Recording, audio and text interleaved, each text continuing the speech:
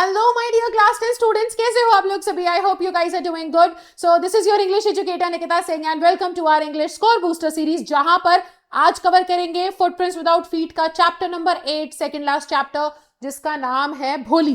तो इस चैप्टर को आज हम कवर करने वाले हैं. बहुत ही इंपॉर्टेंट, बहुत ही प्यारा चैप्टर है, राइट. यहां से एग्जाम्स में क्वेश्चंस आने के चांसेस भी बनते हैं. और साथ ही साथ मैं आपको बता दूं कि कैसे क्वेश्चंस आएंगे. तो बेटा यहां से क्वेश्चंस जो पूछे जाते हैं वो कैरेक्टर आर्क पे पूछे जाते हैं, क्योंकि यहाँ पे भोली नाम की एक बच्ची का ट्रांसफॉर्मेशन हमें देखने को मिलता है कि कैसे, जैसे कि नाम है ना उसका भोली, कि कैसे वो भोली सी बच्ची एक बहुत ही कॉन्फिडेंट लड़की में ट्रांसफॉर्म हो जाती है, किसकी मदद से होती है.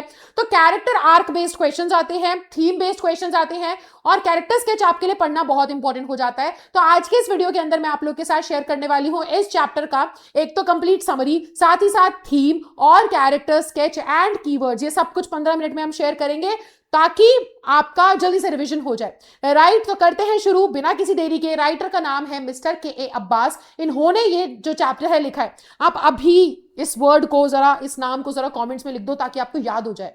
राइटर का नाम याद रखना इंपॉर्टेंट है बेटा, ठीक है. तो भोली का जो पूरा चैप्टर का माइंड मैप है, एक बार हम वो डिस्कस कर लेते हैं. सो ये हमारा माइंड मैप होगा.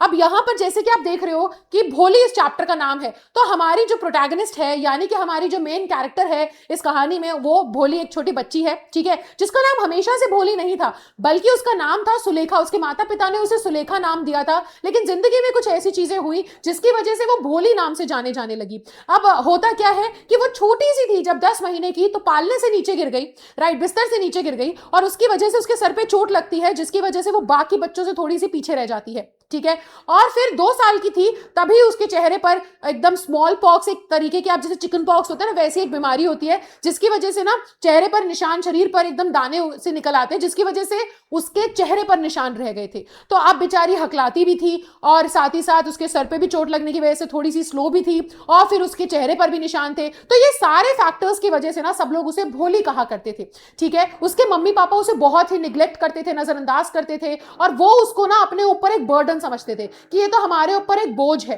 तो अब सुलेखा इस वजह से भोली बन जाती है. अब वो बेटी किसकी थी? वो रामलाल की बेटी थी, जो कि गांव का नंबरदार था. अब यहां पर होता क्या है ना बेटा, कि उसके 7 बच्चे थे, 3 लड़के और 4 लड़कियां थी. उनमें से एक भोली भी थी. जो 3 लड़के थे वो तो बाहर पढ़ रहे थे, और तीनों उसने जो बेटियां थी उन सभी की शादी हो चुकी थी.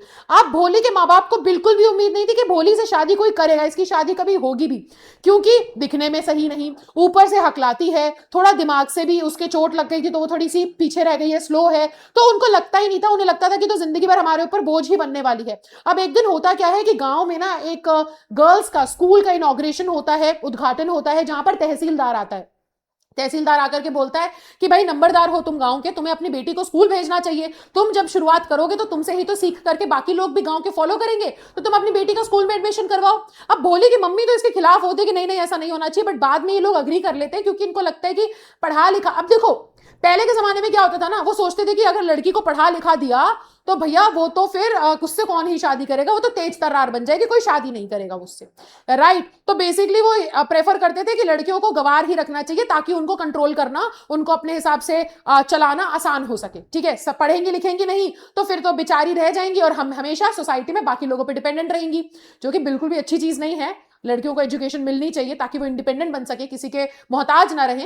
बट भोली के साथ उनको यही था कि भैया इसको इसको क्या ही करेंगे, इससे कोई शादी तो करने नहीं वाला, तो चलो इसे पढ़ा ही देते हैं, इसका शादी का तो वैसे भी सीन नहीं बनेगा, तो पढ़ लिख भी जाएगी तो कोई फर्क ही नहीं पड़ता. तो इसलिए उसे स्कूल भेजा जाता है. अब भोली को ना समझ में नहीं आता कि स्कूल क्या है, छोटी सी बच्ची थी, उसे लगता है कि स्कूल शायद कोई बहुत ही अच्छी चीज है, क्योंकि जिस तरीके से उसके घर वाले उसको स्कूल ले जाने के लिए तैयार कर रहे थे, जिंदगी में उसके साथ कभी ऐसा नहीं हुआ था. उसे सही से नहलाते धुलाते नहीं थे, उसके बाल कंघी नहीं करते थे, लेकिन जिस दिन स्कूल जाना था उस दिन उसकी मम्मी ने उसके बालों में तेल लगाया, उसे नहलाया गया. उसे हमेशा क्या किया जाता था ना, कि गंदे संदे से कपड़े दे दिए जाते थे, और वो एक ही कपड़ों में कई कई टाइम तक, कई कई दिनों तक ऐसे ही कपड़ों में मतलब बिता दिया करती थी अपना टाइम. लेकिन उस दिन उसको अपनी बहन के जो अच्छे कपड़े हैं वो पहनाए गए थे, और अच्छे से तैयार करके भेजा गया था. तो भोली को लगा कि शायद पता नहीं कोई अच्छी जगह मुझे लेकर के जा रहे हैं, तब भी इतना अच्छा ट्रीटमेंट मिल रहा है. जब वो स्कूल जाती है तो स्कूल में क्लासेस देख करके वो बहुत ही ज्यादा खुश और एकदम एक्साइटेड सी हो जाती है कि पता नहीं मैं कहां आ गई, इतने सारे बच्चे, इतने सारी लड़कियां. अब वो जब अपनी क्लासरूम में जाती है तो क्लासरूम में इतनी सारी इमेजेस होती हैं, उन सबको देख करके वो एकदम अट्रैक्ट हो जाती है, और फिर क्लास में जाकर के बैठती है. अब वो बेचारी पूरी क्लास की सुंदरता में खोई हुई है, उसे पता नहीं है स्कूल क्या है, वो पहली बार स्कूल आई and she is like admiring कि यहाँ पे कितना कुछ है। उतने में वो सुनाई देता है उसको कि उसकी टीचर बोलती है कि बेटा अपना नाम बताओ। अब भोली खड़ी होती है बेचारी, जैसे तैसे करेज इकट्ठा करती है और अपना नाम बताने की कोशिश करती है, लेकिन आप जानते हैं कि वो स्टैमर करती थी, हकलाती थी, तो वो अपना नाम एक बार में बोल नहीं पाती, वो बेचारी हकलाने लग जाती है और कुछ इस तरीके से उसका नाम निकलता है कि मेरा नाम भोली। अब वो भोली बोल नहीं पा रही, बस इतना ही हो रहा है।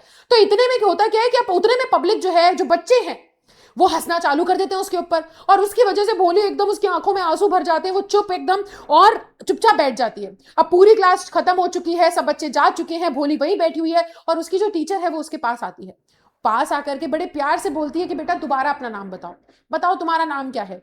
अब भोली दोबारा से कोशिश करते हुए अपना नाम पुकारने की कोशिश करती है और उसे समय लगता है क्योंकि वो हकलाती है, तो वो दोबारा अटक अटक के लेकिन उतने में वो देखती है कि उसकी टीचर ना उस पर हंसती है, ना उसे डांटती है, बल्कि वो बहुत ही सब्र के साथ, बहुत ही प्रेम से उसके पास खड़े रहती है, बोलती है बेटा अपना टाइम लो, आराम से अपना नाम पुकारो, कोई दिक्कत नहीं है, धीरे धीरे बोलो लेकिन बोलो।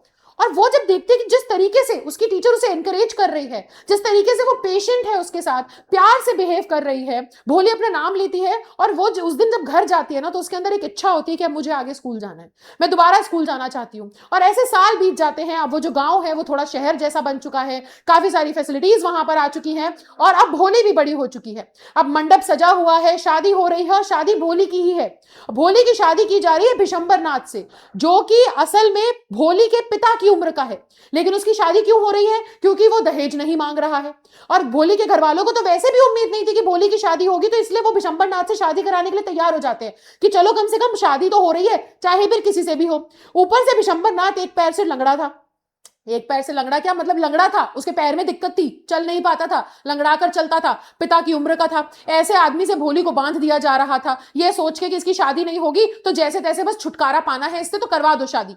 और फिर ऊपर से ना वो ठीक ठाक भी कमाता था, अच्छा खासा उसका औहदा था सोसाइटी में, वो ग्रोसर था बेसिकली एक। अब शादी का दिन है, बारात आती है धूमधाम से और बिशंबर नाथ, अब वरमाला हो रही है, वो बैठा, वो खड़ा है अब भोली के गले में वरमाला डालने के लिए। तो होता क्या है कि जैसे ही वो भोली के गले में वरमाला डालता है तो भोली का जो घूंघट है वो हल्का सा खिसक जाता है, उसका चेहरा दिखता है, और जैसे ही चेहरा दिखता है तो बिशंबर नाथ एकदम से मना कर देता है कि अरे इस लड़की, ये तो बहुत ही बदसूरत है, इसके चेहरे पे तो निशान है, मैं इस लड़की से शादी नहीं करूंगा। अब यहां पर रामलाल आ जाता है, पूरी सोसाइटी में उसकी बेइज्जती ना हो जाए तो अपनी एकदम वो वहां पे विनती करता है कि नहीं आप प्लीज ऐसा मत कीजिए, बारात आ चुकी है, आप बारात को एकदम वापस लेकर मत जाइए, मैं कहां मुंह दिखाऊंगा, मेरी क्या इज्जत रह जाएगी। तो वहां पे बिशंबर नहीं मानता कि नहीं हम नहीं करेंगे शादी, ये तो बहुत ही बुरी दिखती है, she is not at all pretty, बहुत अगली है ये, इस लड़की से मैं शादी नहीं करूंगा। बिशंबर नाथ के दोस्त भी बोलते हैं कि भाई तुम्हारे भी तो पैर में दिक्कत है, तुम ये भी तो सोचो, लेकिन बिशंबर नाथ एडमेंट हो जाता है, अटक जाता है, उसी बात पे अटल हो जाता है कि नहीं करूंगा शादी। तो भोली के जो पिता हैं वो अपनी पगड़ी उसके पैरों में रखने लग जाते हैं और कहते हैं कि ठीक है आप बताइए, आप कुछ पैसे ले लीजिए, आप दहेज ले लीजिए, बट आप मेरी लड़की से शादी कर लीजिए, हमारी इज्जत मिट्टी में मिल जाएगी यहाँ पर।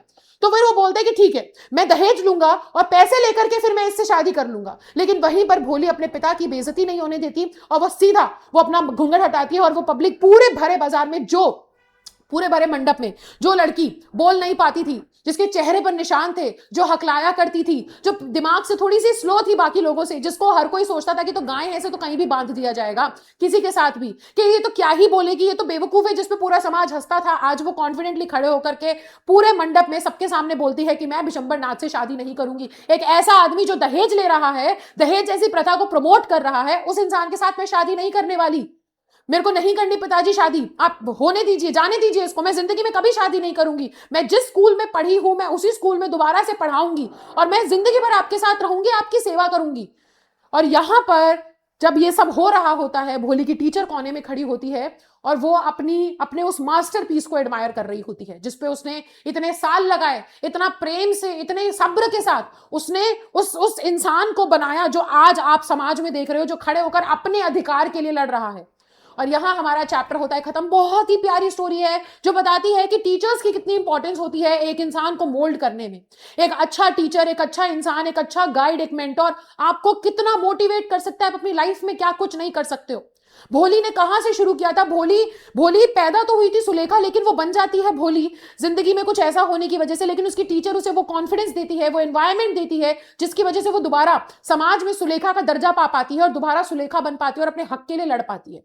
तो ये सब कुछ हो पाया था क्योंकि उसकी टीचर ने उसके प्रति उसे निग्लेक्ट नहीं किया, उसके प्रति वो हमदर्दी रखी, वो प्यार रखा था। तो यहाँ पे ये चैप्टर होता है खत्म, जो कि बहुत ही प्यारी स्टोरी है बेटा। यहाँ से क्वेश्चन जरूर आ सकता है, और कौन से क्वेश्चन आएंगे हम एक बार वो डिस्कस कर लेते हैं। तो सबसे पहले तो बेटा आपके लिए हो जाती है थीम समझनी। तो इस चैप्टर में जो थीम है वो एक तो इंपॉर्टेंस ऑफ एजुकेशन तो है ही कि एम्पावरमेंट थ्रू एजुकेशन, लेकिन साथ ही साथ social evils, dowry and gender bias भी हमें देखने को मिल रहा है। फिर हमें self respect and inner strength देखने को मिल रही है भोली का लास्ट में जो ट्रांसफॉर्मेशन हुआ है उसके थ्रू। अब अगर हम कैरेक्टर स्केच को डिस्कस करेंगे तो भोली और उसकी टीचर का कैरेक्टर स्केच बहुत इंपॉर्टेंट है। उसके मम्मी पापा तो आप जानते ही हो, देखो उसके मम्मी पापा में कि कैरेक्टर स्केच आएगा तो निग्लेक्ट करते थे, राइट, और मतलब डिस्क्रिमिनेट करते थे भोली में, और साथ ही साथ वो ना ही ज्यादा पढ़े लिखे थे। वहीं पर अगर हम विशंबर देखें तो वो लालची इंसान था, ग्रीडी था, डाउरी मांगता है। लेकिन अगर भोली जो कि सबसे मेन यहाँ पे कैरेक्टर स्केच है, जो कि मेन कैरेक्टर है, उसके बारे में देखें तो बेटा सिंपल एंड टिमिड थी शुरुआत में, लेकिन स्पीच इंपेयर्ड, बोल नहीं पाती थी, स्टैमर करती थी, निग्लेक्टेड चाइल्ड थी, उस पर कोई ध्यान नहीं देता था, इंटेलिजेंट थी लेकिन फिर भी करेजियस थी, सेल्फ रिस्पेक्टिंग थी, और एजुकेशन के सहारे उसमें एक बहुत बड़ा बदलाव आया। अब वहीं पर अगर हम भोली के टीचर के बारे में बात करें तो उनका बहुत इंपॉर्टेंट रोल था, क्योंकि उन्हीं के थ्रू उन्होंने ही एक कैटलिस्ट का काम किया था। ये कीवर्ड है बेटा, कैटलिस्ट का काम किया था, जिसकी वजह से भोली में इतना तेजी से इतनी जल्दी बदलाव आ पाया। ठीक है, तो यहां पर वो काइंड एंड पेशेंट, एनकरेजिंग और सपोर्टिंग है, इंस्पायर करती हैं, कॉन्फिडेंस देती हैं, और सिंबल है पॉजिटिव चेंज का भोली की लाइफ में। अब यहां पे कुछ इंपॉर्टेंट कीवर्ड्स जो आप लिखेंगे अपने आंसर में वो ये हो जाएंगे कि चाइल्डहुड और बैकग्राउंड। ठीक है, तो small pox, speech defect, neglected child, ridicule and fear. Education and change के लिए village school, encouraging teacher, new confidence, voice encourage, and साथ ही साथ मैरिज से रिलेटेड ये सारे कीवर्ड्स होंगे, और इंपॉर्टेंट फ्रेजेस जो यूज होंगे वो ये सारे फ्रेजेस बेटा यूज होने वाले हैं।